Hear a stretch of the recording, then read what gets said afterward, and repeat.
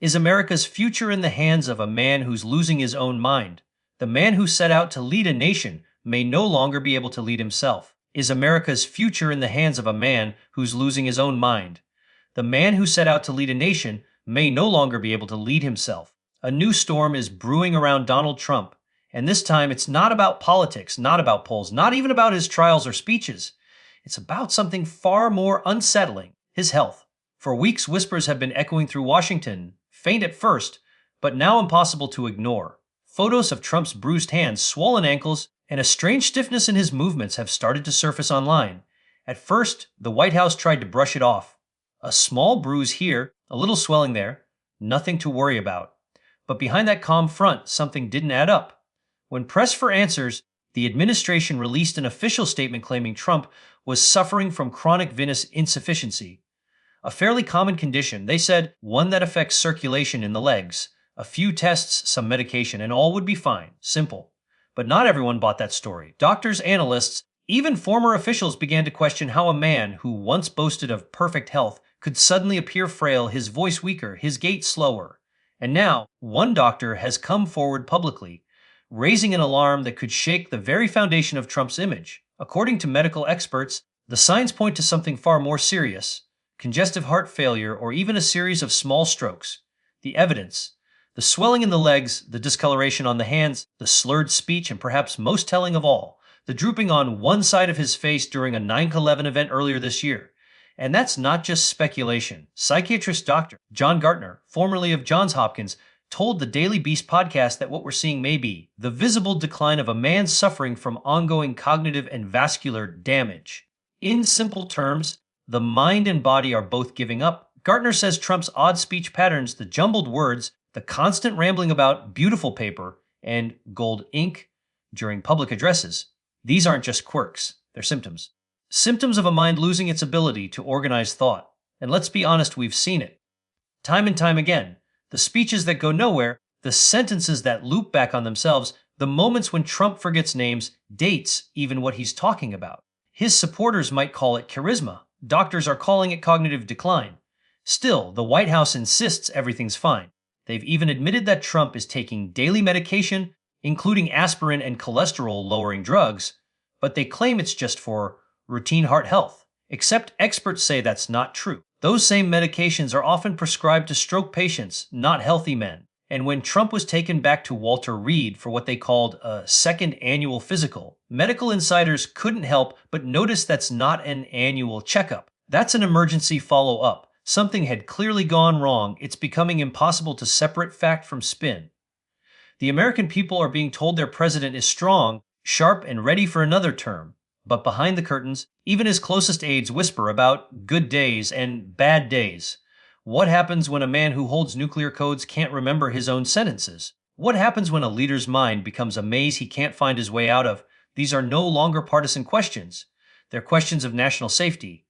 The truth is, history has seen this before. A president's health shrouded in secrecy. Woodrow Wilson suffered a massive stroke in office. His wife quietly took over, running the government from behind closed doors. Ronald Reagan's aides once feared his forgetfulness was early dementia.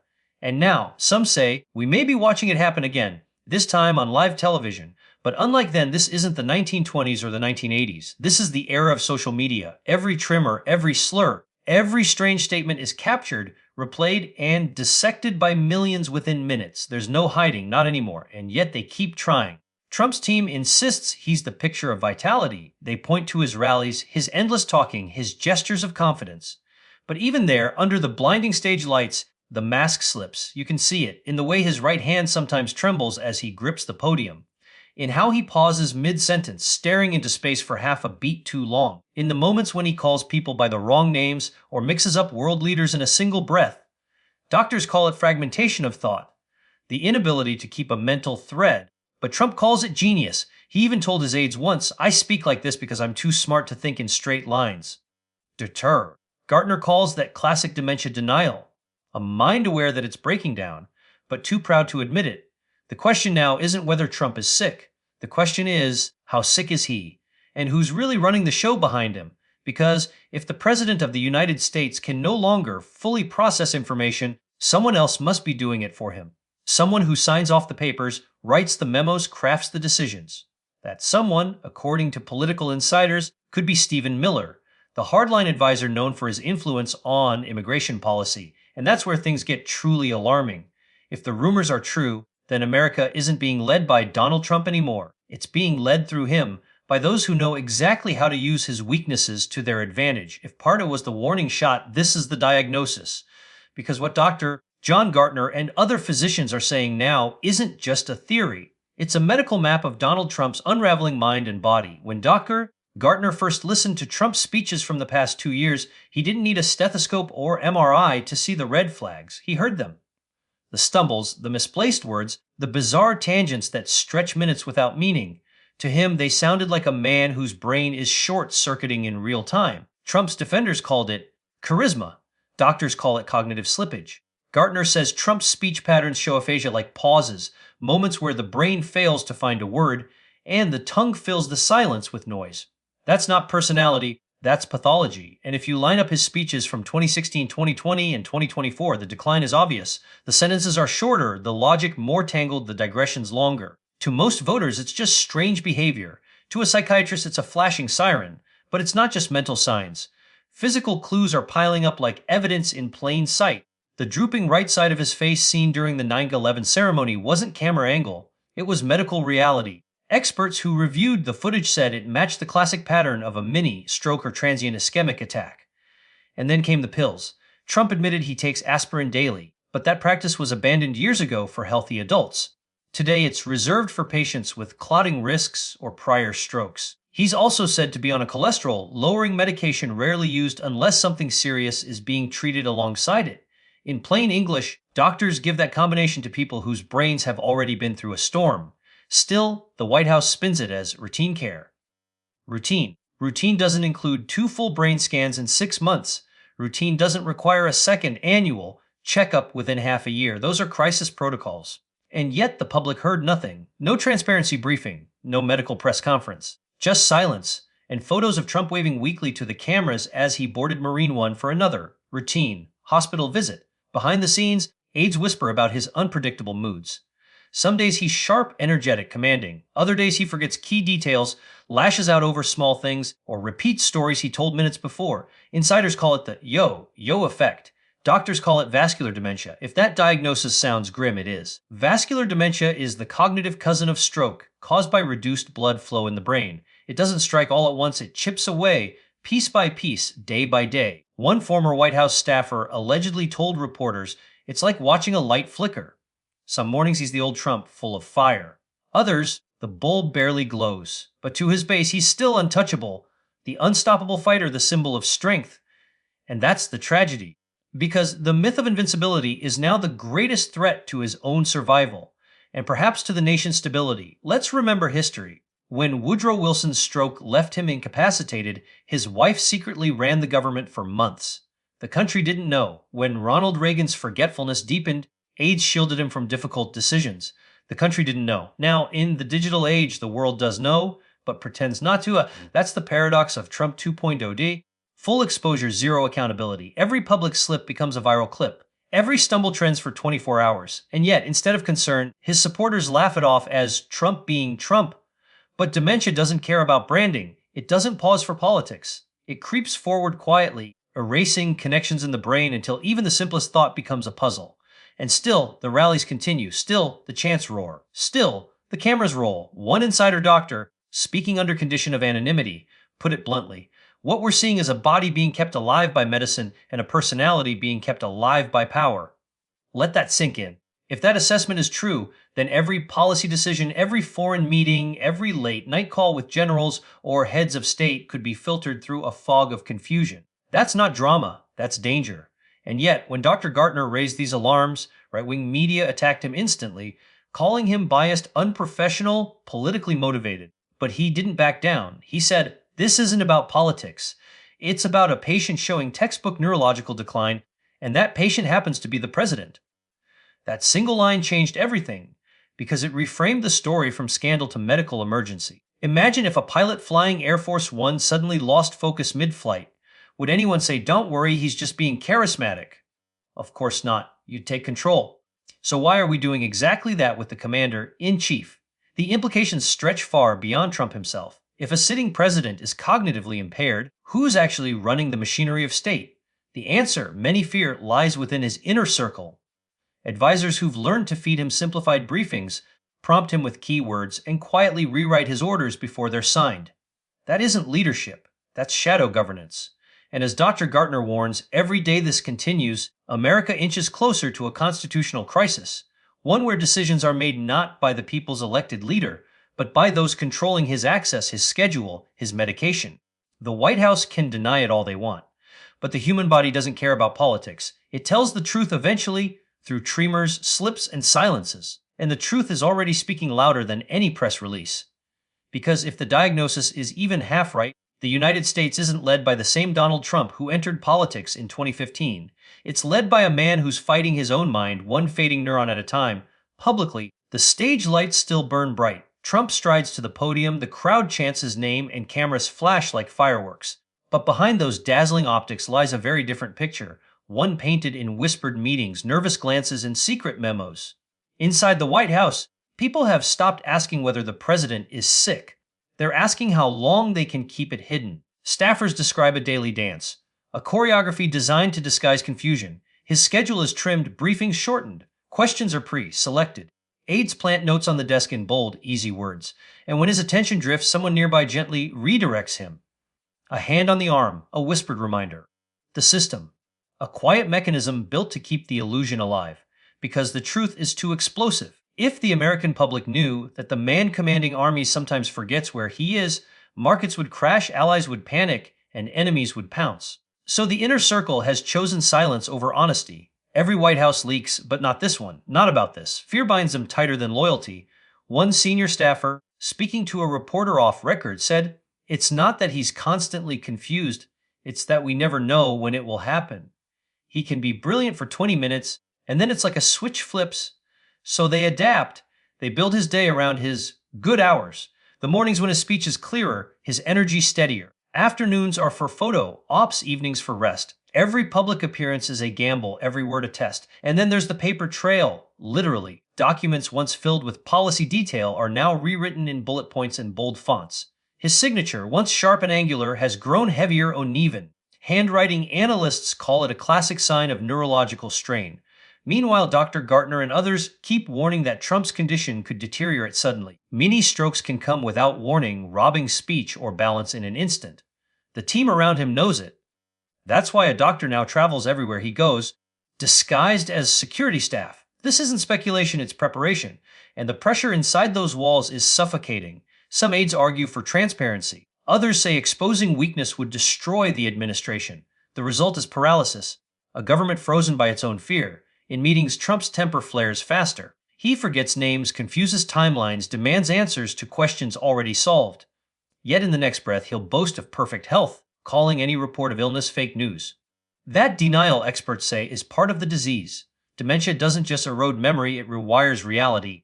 The brain protects itself through illusion, and for a man built on image, that illusion is survival. But the cost of that survival is staggering, because every time his aides rewrite a decision, every time they filter a report to fit his understanding, the United States drifts further from true leadership. Policies are no longer shaped by strategy, but by what the president can still process. Sources close to the National Security Council whisper that briefings about foreign threats have been simplified to the point of cartoon diagrams. Allies who once spoke freely now send envoys instead of leaders, afraid of unpredictable reactions. And through it all, one name keeps re-emerging: Stephen Miller. He's the gatekeeper, the interpreter, the man who translates Trump's directives into actionable policy. Critics say he's turned the fog in Trump's mind into a smokescreen for his own agenda. Immigration crackdowns, extremist rhetoric, culture, war decrees. Each one slips through while the president nods, half aware, thinking it's his idea. If that's true, America may already be living in a quiet coup, not with tanks in the streets, but with memos on a desk. Inside the West Wing, loyalty tests have intensified. Anyone who questions the president's health is sidelined or replaced. A small circle of loyalists filters every message that reaches him and every message that leaves. One staffer called it information quarantine. Outside those walls, the illusion continues. Rallies edited to remove slurred words, press clips trimmed. Supporters convinced their champion is as unstoppable as ever. but reality leaks through in strange ways, like when Trump pauses mid-speech, staring blankly at the teleprompter, or when he repeats a story word from an earlier rally. Online fans laugh it off. Doctors see neurological repetition, the brain replaying familiar phrases because it can't form new ones. And the question echoes louder each week: how long can this facade last? Because bodies can be medicated, voices coached, schedules controlled. But decline doesn't negotiate. It advances quietly, relentlessly. Within the White House, contingency plans are whispered. What if he collapses? What if he forgets a key security code? What if a global crisis erupts at 3 a.m. during one of his off hours? So far, the nation's luck has held. But luck is not leadership. There's talk that some cabinet members have privately consulted lawyers about the 25th Amendment, the constitutional process for removing an unfit president. But invoking it would ignite political warfare. So they wait, hoping for stability, praying for no emergencies. Meanwhile, Dr. Gartner's words haunt the airwaves. Every day this goes on, the risk grows, not just to him, but to everyone who depends on his judgment. Behind the cameras, behind the cheers, a very old drama is unfolding, a leader facing the one opponent he can't outtalk, outspin, or outtweet time itself. And as that clock ticks, America must decide whether to keep pretending or finally face what's been hiding in plain sight, because denial may protect one man's image, but it can destroy a nation's reality. There comes a point when every secret reaches its limit, when silence can no longer hold back the sound of truth. For months, the cracks have been spreading. Now, they're beginning to split wide open. Late-night staff whisper about confusion during briefings. Military aides notice hesitation when quick orders are needed. The once unstoppable force of Donald Trump, the brand, the movement, the phenomenon, is slowing down, weighed under by the very human frailty he once denied. And as the decline grows clearer, so does the danger. Because this isn't just about one man's health anymore. It's about what happens to power when the person holding it begins to fade. Doctors like John Gartner have done their part. They've warned the public, explained the symptoms, traced the evidence, the face droop, the slurred speech, the sudden confusion in interviews, the endless medication lists. But medicine can only describe the illness. It's up to politics and conscience to cure the damage it causes. Inside the administration, some still hope to manage it quietly. Keep him stable, they say. Keep the image alive. But power built on denial is a ticking clock. Every public appearance is now a test of endurance. A single stumble could trigger global panic. Allies abroad watch closely. Intelligence agencies prepare contingency plans in case the unthinkable happens, a sudden collapse, a catastrophic decision, or an empty chair in the Situation Room. This isn't fiction, it's history repeating itself, only louder, faster, and with nuclear consequences. And while the official line remains, the president is in excellent health, the evidence tells another story. You can see it in the footage, the slow walk, the stiff arm, the faraway stare when he loses a thought mid-sentence, the silence that stretches just a second too long, a silence that says what the spokespeople won't. Behind those silences, others are speaking. Former staff, aides, doctors, their voices growing bolder. They know the truth can't stay buried forever. One leak, one insider confession, and the illusion shatters. Because the American people will forgive many things, scandal, mistakes, even corruption, but not being lied to about who's really in charge. And when that moment comes, it won't be gentle. The media will swarm, the opposition will roar, the base will fracture between those who see the truth and those who refuse it. The countdown to crisis isn't measured in minutes or polls. It's measured in denial. Every day the truth is hidden, the risk multiplies. Every briefing filtered for simplicity, every aide correcting a sentence, every rally scripted to disguise the stumbles, all of it pushes the country closer to the edge. Dr. Gartner once said, dementia doesn't just take memory, it takes empathy, impulse control, moral judgment. Think about that for a second. If that's accurate, then the very qualities that define responsible leadership, patience, reflection, accountability, are being stripped away one by one. So what happens when that erosion reaches its limit? When the man who still holds the highest office in the world can no longer tell where reality ends and illusion begins? The answer may already be unfolding. Policies growing more erratic, orders rewritten after midnight, staff who speak for him before he's even briefed. It's not governance anymore, it's maintenance. Keeping the lights on in a house where the foundation is cracking.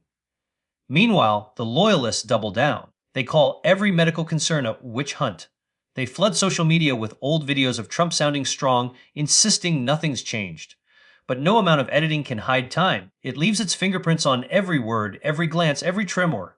And for America, the choice is coming. Ignore the warnings or confront them. pretend everything's fine, or face the possibility that the nation is being steered by a shadow of the man it elected.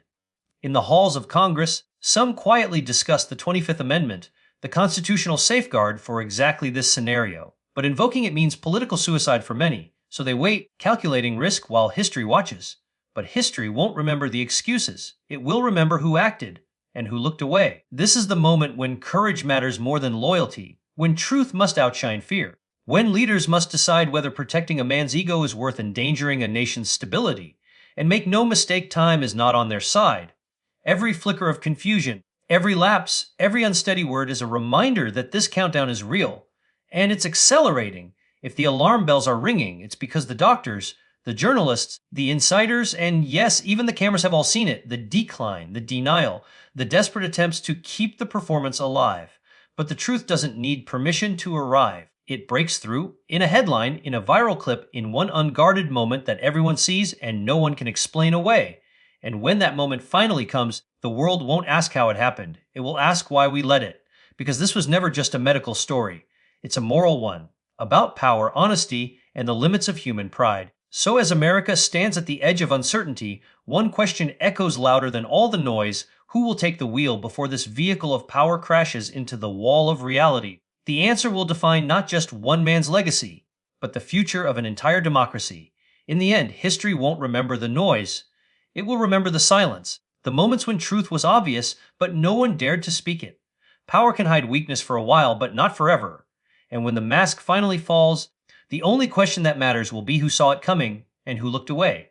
This isn't about politics anymore. It's about reality, responsibility, and the cost of denial. Stay awake, America, because the story isn't over yet. It's just beginning.